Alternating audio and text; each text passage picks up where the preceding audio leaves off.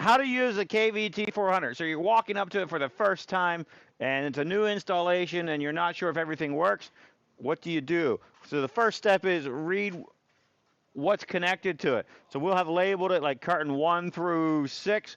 And it'll be south. The bottom south will be number 5. The top south might be number 6, or that's what this one is right here. And it's important just to know which one is which, because the controller's too dumb to really know names. So it says 1 through 6 on this one. It could be actually 1 through 15, or it could be 1 and 2, whatever the layout is. Depends how many expansion boxes.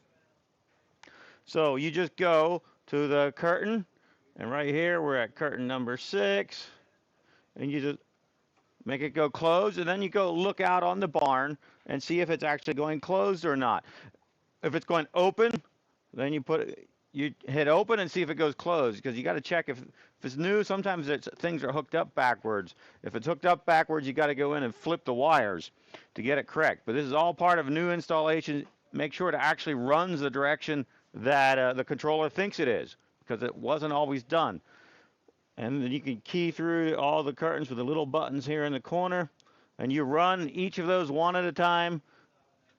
Go to the manual, and you watch your amps. Now there's no motor actually connected to number 2 here, so the amps are 0. But you just go through, run all of them, all the curtains, watch the amps, make sure the amps go up, and that the amps go up nicely while it's running, and actually see it moving. Make sure the amps don't spike at when it's almost closed or almost open. And you just go through each curtain and you do that. And here the relays on the bottom are showing curtain number 6 and the fans and the soakers. To go to the others, you just press there, then relays like 1 to 10. Now we got a new set of buttons across the bottom. So they'll be lit up whenever they're running.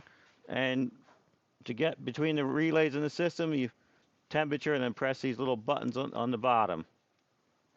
And you just go through, start each fan one at a time.